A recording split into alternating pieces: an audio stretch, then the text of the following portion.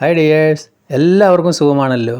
ഇന്നത്തെ എൻ്റെ റെസിപ്പി ഒരു നാടൻ ഇടിച്ചക്ക തോരൻ്റേതാണ്. വീഡിയോ ഇഷ്ടപ്പെട്ട് കഴിഞ്ഞാൽ ഒന്ന് ലൈക്ക് ചെയ്യണേ. പിന്നെ ആദ്യമായിട്ട് കാണുന്ന കൂട്ടുകാർ ഒന്ന് സബ്സ്ക്രൈബ് ചെയ്ത് ആ ബെല്ലൈക്കൺ അമർത്തി ഓൾ എന്ന ഓപ്ഷൻ കൂടി ഒന്ന് കൊടുക്കണേ. അതിനായിട്ട് ഞാനൊരു ഇടിച്ചക്ക അവിടെ എടുത്തിട്ടുണ്ട്. ഇതിൻ്റെ മുക്കാൽ ഭാഗം നമുക്ക് മതിയാവും, മുഴുവനായിട്ട് എടുക്കുന്നില്ല. ചെറുതായിട്ട് നമ്മളതിൻ്റെ കട്ട് ചെയ്ത് വരാം. ഈ വലിപ്പത്തിലും ആണ് നമ്മളിത് കട്ട് ചെയ്തിരിക്കുന്നത്.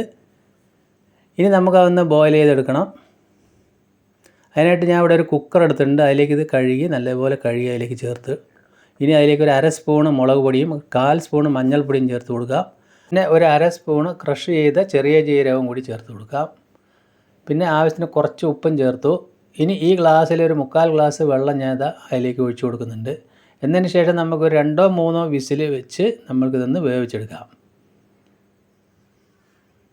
അപ്പോഴേക്കും നമ്മൾക്കിത് അതിലേക്ക് വേണ്ട ഒരു 1/4 മുറി നാളികേരം ചെരുവിയതും, ഒരു 8 വെള്ളുള്ളി അല്ലി, ഒരു 12ഓളം ചുവന്നുള്ളി, 4 പച്ചമുളകും വേണം. അതിൽ ചുവന്നുള്ളിയും വെള്ളുള്ളിയും നമ്മൾ ചതച്ചാണ് ചേർക്കുന്നത്. പച്ചമുളക് കട്ട് ചെയ്ത് ചേർക്കാം. ഇപ്പം നമ്മളത് ചക്കയെല്ലാം ശരിക്കും വെന്ത് വന്നിട്ടുണ്ട്. അല്പം വെള്ളം അതിൽ വറ്റാനുണ്ട്. ഞാനത് വേറെ ഒരു പാത്രത്തിലേക്ക് ഇത് പാർത്തുന്നുണ്ട്. ഇനി ഒരു ഉരുളി അടുപ്പത്ത് വെച്ചു. അതിലേക്ക് 2 ടേബിൾ സ്പൂൺ വെളിച്ചെണ്ണ ഒഴിച്ച് കൊടുക്കുക. തീ ഒന്ന് ലോ ടു മീഡിയം ഫ്ലെയിമിലിട്ടിട്ട് എണ്ണ ചൂടാകുന്ന സമയത്ത് ഒരു 1/2 സ്പൂണിൻ്റെ അളവിൽ കടുക് ചേർത്ത് കൊടുക്കുക. പിന്നെ ചതച്ച ചുവന്നുള്ളിയും വെള്ളുള്ളിയും ചേർക്കാം. ഇനി പച്ചമുളക് കട്ട് ചെയ്തിട്ട് ഇതേപോലെ ചേർക്കാം. എന്നിട്ട് നല്ലതുപോലെ അതൊന്ന് മിക്സ് ചെയ്ത് കൊടുക്കുക. അപ്പോൾ നല്ലപോലെ തന്നെ മൂപ്പിച്ചെടുക്കണം. ഇനി അതിലേക്ക് ഒരു നുള്ളു ഉപ്പ് ചേർക്കുന്നുണ്ട്, കൂടെ കറിവേപ്പിലയും അതുകൂടി ചേർത്ത് ഒന്നുകൂടി നല്ലതുപോലെ ഒന്ന് മിക്സ് ചെയ്യുക. ഇപ്പോൾ ഏകദേശം ഒന്ന് മൂപ്പായി വന്നിട്ടുണ്ട്. ചുവന്നുള്ളിയും വെള്ളുള്ളിയുടെ നല്ലൊരു മണം വരുന്നുണ്ട്. ഇപ്പോൾ അതിലേക്ക് ഒരു നുള്ളു മുളക് പൊടി ഒരു കളറിന് വേണ്ടി ഞാൻ ചേർത്തു. ഇനി അതിലേക്ക് തേങ്ങ ചിരവിയത് ചേർത്ത് കൊടുക്കുന്നുണ്ട്. ഇപ്പോൾ തേങ്ങ ചിരവിയത് നേരത്തെ തന്നെ ചേർക്കുന്നതാണ്.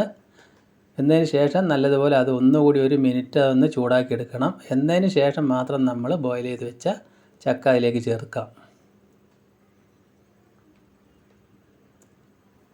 അപ്പോൾ നമ്മളത് ബോയിൽ ചെയ്ത് വെച്ച ചക്ക അതിൽ അല്പം വെള്ളം ഉണ്ടായിരുന്നു, ആ വെള്ളത്തോടു കൂടി അതിലേക്ക് ചേർത്തിട്ടുണ്ട്.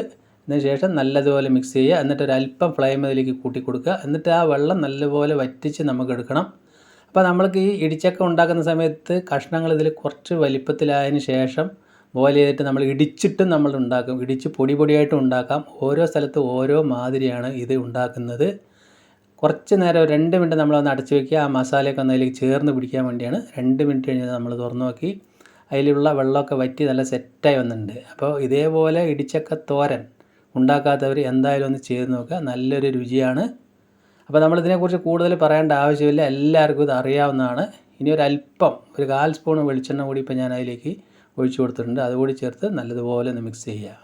അപ്പോൾ ഇതേപോലെ വെള്ളുള്ളി ചുവന്നുള്ളി ചതച്ചും ചെറിയ ജീരകം ക്രഷ് ചെയ്ത് ചേർത്തും ഒക്കെ ആയിട്ടുള്ള ഇടിച്ചക്ക തോരൻ നിങ്ങൾ എന്തായാലും ഒന്ന് ട്രൈ ചെയ്ത് നോക്കുക. കഞ്ഞിയുടെ കൂടെയും ചോറിൻ്റെ കൂടെയൊക്കെ കഴിക്കാൻ നല്ലൊരു ടേസ്റ്റ് ആയിരിക്കും. അപ്പോൾ നമ്മൾക്ക് ആ തവി കൊണ്ട് അതൊന്ന് ഇതേപോലെ ഒന്ന് ഉടച്ചു കൊടുക്കാവുന്നതാണ്. അപ്പോൾ ഒന്നുകൂടി നല്ല ഒരു രുചിയും നല്ലൊരു ടേസ്റ്റൊക്കെ ഉണ്ടാവും. അതേപോലെ ചെയ്ത് കൊടുക്കുക. അപ്പോൾ അടിപൊളി ഇടിച്ചക്ക തോരൻ ഇവിടെ റെഡിയായി സെറ്റായി വന്നിട്ടുണ്ട്. അപ്പോൾ ഞാൻ അതിൻ്റെ ഫ്ലെയിം ഓഫാക്കി ഇത് അടച്ചു വെച്ചു.